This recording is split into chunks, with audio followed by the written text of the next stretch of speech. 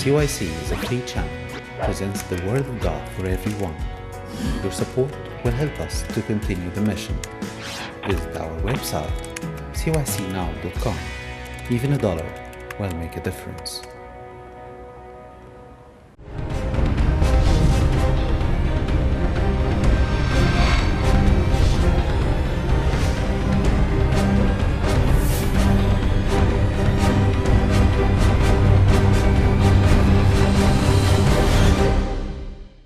Shady Samuel. He's going to speak to us about dentistry. Hi guys, how are you? 4 years undergraduate. You finish high school, you apply to any college that you want to. You can major in any major you want to as long as you fulfill your science requirements, which would be physics, organic, that kind of stuff. And then you apply to dental school, you take a test called the DAT, it stands for Dental Aptitude Test. You need to score about I would say a 22 on that. It's on a 30 scale. So that, along with grades, at least a 3.5 GPA, I would say, through undergrad, and then you're a strong candidate for dental school, along with extracurricular activities and all that other good stuff. After you graduate dental school, a lot of people do residency, which is what I'm doing right now, which is basically a further training in a hospital setting, where all the skills that you've learned in dental school, you're actually applying hands-on with the patients. You also have options of sub-specializing. You could be a general dentist, or then you could pick if you like one area more than others, such as orthodontist, braces, oral surgeon, mainly extractions, implants, stuff like that, pediatric dentist, kids dentist, root canal specialist. So there's a lot of other further options you can choose after that. Job market, I'm going to say in New York, it's competitive. You will find a job. You will be working full-time. Maybe you will not be working in the most ideal setting once you graduate, but you will eventually, not eventually, but very quickly move up. If you want to leave New York, the options are much stronger outside. But you will graduate. You will be, very happy with your success, and it's a very nice field. You're hands-on. You're with people, and it's overall very good. What should their high school average be for SATs? SATs, I would say, because you're just getting into undergraduate. So whatever scores are required for you to get into undergraduate, because we're not talking yet specific about dental. We're talking about getting into an undergraduate school as a Bachelor of Science, or again, art major, or anything that you want. As long as you fulfill the requirements that you need for science, then you could apply for them. You'd go into that with like a bio major, or okay. If there's no pre-dental major. There's no necessarily pre-dental. You could be. I was a biology. I majored in biology, but again, you can major in anything that you want as long as you satisfy your requirements for the DAT, which is like what I said: organic chemistry, the physics, the calculus, stuff like that. Thank you. One final question. If you can, is there any particular schools that would be better to go to that would get you a better chance to get into dental school after? Very good. I went to St. John's undergraduate, so the thought process for me was, and this is how it ended up working out for me, but this is not the rule. Sometimes you may go to maybe an easier undergraduate and get a higher GPA, or go to a little bit harder of an undergraduate and get a lower GPA. So I think more than just saying, no one ever looks at your application and says, oh no, this person went to Queens College, or this person went to St. John's, or this person went to Yale. They're really looking at the grade that you got as in the setting that you. Great, thank you very much. So next we have Chris Awad, who will be talking to us about business and marketing. Business and marketing is a huge, very general field in terms of business and also in terms of marketing. There's tons of different avenues and directions that you can take. Specifically, I work in an advertising and marketing agency in New York. I work in an agency where we take brands and we We do the branding, the marketing, the advertising for that company, whether it's a huge company like Coca-Cola or a small business. But there's so many different directions to take. And to say that, to take this direction, to get to this job, there's no direct path. But there is some core things to do if marketing or business is in your scope or what you would want to do. It could be very lucrative, very successful, it could be a very exciting and enjoyable career, but you have to be interested in it and you have to know where you're going with that. When I was in college studying marketing, I knew right away, once I took my first marketing class, marketing was what I wanted to do. And then I looked up into the careers of marketing. There's branding, there's advertising, public relations, so many different directions, but I pinpointed before the second year of college that I wanted to do overall marketing. So now I'm a VP of a marketing agency doing VP of marketing. So just marketing, but there's so many different pieces of the pie.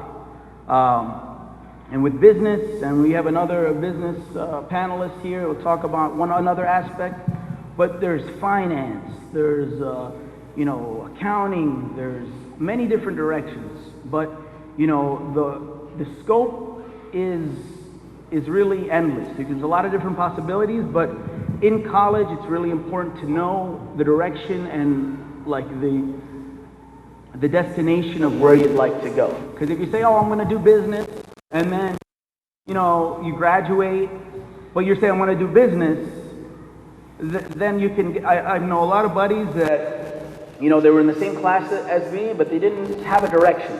They just knew business. They got out of school, and they're doing business in their house.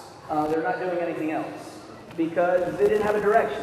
They didn't say, okay, well, I want to take business, but then I want to work in this company doing this thing, working advertising, working finance, I want to go get my MBA. Oh, this is another very, very valuable and marketable direction to go get your MBA while you're in school, before you graduate. So what happens a lot of the time is that you'll graduate the 4 years with business, but then you'll say, yeah, I'm going to do my MBA later. Usually that never happens, all right? So taking the MBA and doing the MBA right out of school, although you're going to have less experience as those candidates applying for MBA with experience, you're going to be much more marketable, and you're going to have much more information and be able to set yourself apart from a lot of the other people you're competing with for these roles. But there's tons, to answer the question about economy of jobs and the job market, there's tons. I mean, I love it. It's the best thing for me. But again, it's a personal thing. You have to have the personality for it. You have to have the character for it. And there's questions you should ask with any job, but specifically, marketing. There's questions to ask of people in the roles now. Like, what do you like about the job? What do you love? No matter if I'm telling you I love the job, but it doesn't matter whether you love it or you don't really like it. You have to ask questions to find out if this is something that you can relate to. And if it's something that you have similar interests, ask more questions. Right now, ask all the questions you can. And Chris, I had a question. No more questions. No, I'm just kidding. So it seems that if you stay focused and you have a good goal and you work hard, you can have a good career in this field of business and marketing. But at an 11th and 12th grade level, what kind of grades do they need? What kind of SAT score should they be looking for to see what kind of schools they should go to, that kind of thing? Absolutely. Having stellar grades and, with marketing and with business, there's not, it's not necessarily a prerequisite of saying you need to get a 2100 to get into, this school. Although there are some top business schools that need some specific requirements, but for the most part, especially in New York, there's tons of business programs in undergraduate colleges, programs. So, you just need to get into, like what Shadi was saying, you need to get into a program that has business in the school. But you always want to, because the decisions and the choices you guys make now determine what happens later. So you want to get into the best college and undergraduate program so that you can get into the best master's and graduate program so that you can get the best interview, to get the best job, and so forth. So work hard from the beginning and try to get into the best You schools. gotta kill it. You gotta do amazing. You cannot, this competition in New York, you cannot be doing average. If you're doing average, you're gonna be like my buddies that are working from home, doing business, doing nothing at home, doing business. You know, you don't wanna be like that. You wanna... Thank you very much, Chris, for clarifying. Chris, how is the job market? How's the job market? All right, I already answered that question, but I will explain it again. I maybe I didn't get much detail. The job market right now, again, in New York, wherever, very competitive. So it's not like there's an open space of jobs, get it now while it's available. No, you gotta, at any time, you gotta set yourself apart. There are jobs for the right people. The right jobs for the right people. You can get an average job, you're doing an average job. So you guys got the one that I squeeze. No average here. I don't see nobody average. All right? I'm sorry. Thank you, Chris. No. Next, we have Sarah Awad. She's going to be discussing the legal field. Okay, so the legal field, it's very similar to what Shadi was talking about with dental, because basically you enter an undergraduate program and it could pretty much be anything you want. There's no set, and even separate from what he was saying, there's no prerequisites, there's no core classes you need. You can literally study anything you want, anything you're interested in, and the most important thing is something that you're going to get really good grades in, because grades really do matter, because after you get your undergraduate degree, you're going to go on and you're going to apply, well, while you're in undergrad, so in about your third year, you're going to take your LSAT, which is the law school admissions test, and you have to do really well on that, and then you apply to law school. So law school is the second part to get to be a lawyer, an attorney. So then you have to score really well in the LSAT, and I think that the range is like from like 140 or something like that up to 180. Most schools require about a 155 score, and then the really good schools require like 165 and up. So there are tiers of law schools that go from what some would consider the best to the lower tiered schools. So it just pretty much, what your grades are will determine where you're going to go, and it's really just determined on your undergrad grades. Don't be like most people which say, I can flunk my first year, I could do really bad in first year, it's okay, I can make it up in my other few years. It's not like that. You have to really study hard from day one so that you can get into the best law school that you want, and you could score really good on the LSAT as well. The LSAT's a really tough exam, but you can do it with the right preparation and the right training for that.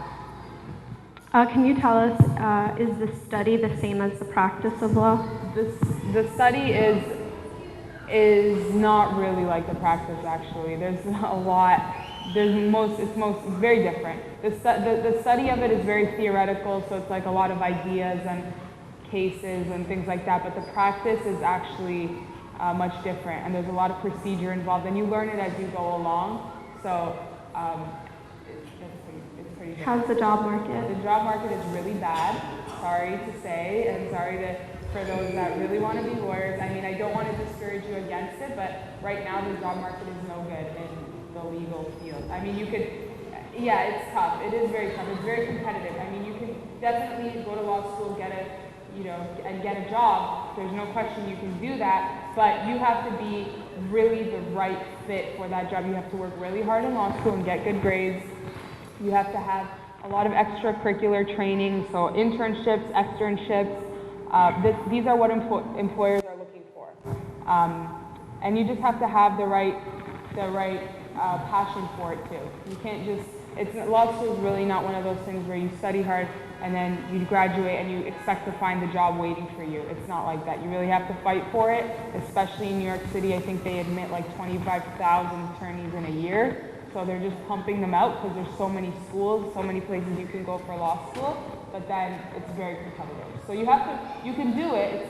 It's not nothing to be discouraged against, but you just have to study really hard and work hard to get that right job for yourself. Sarah, I have one question actually. When I was in high school, the only lawyers that I ever saw were the ones in court on TV, and they were yelling at a witness on the stand.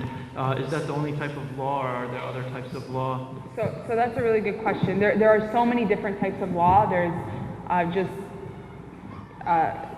off the top of my head, there's real estate law, there's family law, there's criminal defense, there's personal injury law. These are all just random immigration law. There's so many different types of law, nonprofit law. And do they all work in court systems? So you can. That's what we define as litigation or prosecution, and these are what's in the court, and each of those types of law can be in the courtroom. Not all of it can. There's like transactional stuff where you sit in an office most of the time, so it's all very dependent on the type that you practice, and also within that practice, your specialty.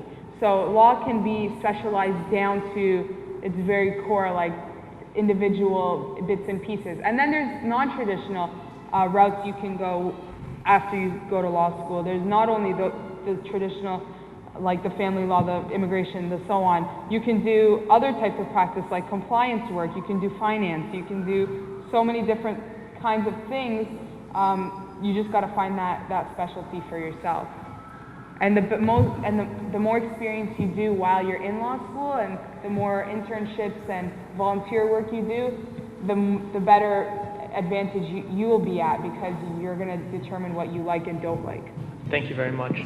The next person we have is Mark Zaid, who wants to discuss with us what accounting is all about and how you can get into that. Guys, so accounting is basically a specified part of business where there's really no prerequisite to get into a certain college. You really just have to have the grades to get into college. Then you can choose your major from there. Accounting is a very good combination of management classes, calculus, pre-calculus, those math classes. You won't really take science classes, so if you're not a big fan of science, that's definitely a way to go. You will also you'll need to take a GMAT if you want to be a CPA. Now you have two different tiers. You'll have regular accounting, then you have a CPA. If you're a CPA, which is a certified public accountant, you're going to make significantly more money. And just graduating from accounting is very simple. You'll have a lot of business law classes and accounting classes as you go on to the way your career of accounting. I graduated from St. John's, and I've been working in for 2.5 years. I'm currently studying for the CPA exam. The CPA exam will require you to take the GMAT, which is a glorified SAT. It's going to be math and English. And the GMAT will allow you it's a requirement so that you can go into the master's program. To get into the master's program, that's where your grades will have to be a prerequisite. You're required to have a 3.0 GPA and a 3.0 accounting GPA. And then when you go into the master's program, you do well, and you want to take the CPA exam right when you finish the master's. You take the CPA exam, that way your mind is fresh. If you wait a few years, you're going to forget everything. It's going to make it much more difficult. In terms of the job market for accounting, the job market for accounting is actually phenomenal. No matter what recession, no matter how bad the economy is, everyone will always need an accountant. So you're not going to have trouble finding a job, but again, any boss, any business owner that's looking to hire wants someone who's willing to take the initiative and is a go-getter. No one wants anyone that's lazy or just gets by. So you want to do really well, you want to really apply yourself, you want to build yourself a good resume, you want to get an internship, you want to work, and that goes for all majors. You really want to be someone who really stands out, because when you go to interview for any job, you're selling yourself, and you're competing with other people who are also selling themselves. So you need to have some type of indicator that shows, wow, I could really hire this person. This person looks like he'd be a really good part of my team. Great, thank you very much. I think we'll save the questions for the end. And then... Okay, last but definitely not least, Peter Armonius is going to discuss the medical field, so pre-medical and medical school. So I'm a third year med student at UConn right now. I went to St. John's University for my undergrad. Basically, to do medical school, you have to do pre-med, well not specifically pre-med, but any kind of field where you can get your basic requirements, like Sherry was saying. You get your 1 year bio, 1 year organic chemistry, 1 year chemistry and physics, and the rest of the requirements. After you get these requirements, which is going to be 4 years of undergraduate, then you have to take the MCATs. On the MCATs, there's no specific score you need to get into medical school, but on average, most people that get in get above a 30 or about a 30. But the thing about with med school versus maybe some other professions is, like Shady was saying, with extracurriculars for dental, you have to also do extracurriculars, which means you have to either volunteer, you have to do research, you have to do shadowing. Basically, you have to like build up your resume and your entire like name up, because you're trying to sell yourself to med schools. Like, why do we want him? Why is he better than anybody else? Why is he important? So like, how's he going to contribute to us? Then you have to do 4 years of med school, and after med school, you have your residency, which could be variable, anything between like 3 to 7 years.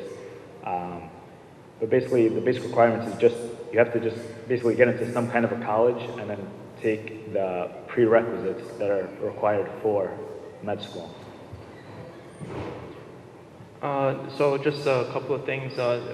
When you're a senior in high school and you're trying to think about going into pre-med, do the grades that you're getting now really matter for when you're going to try to get into medical school?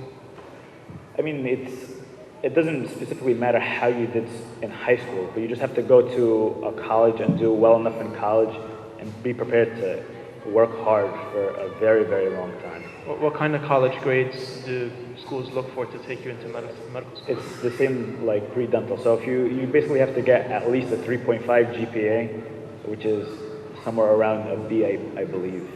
You have to have at least a 3.5. The higher you have, the more competitive you are.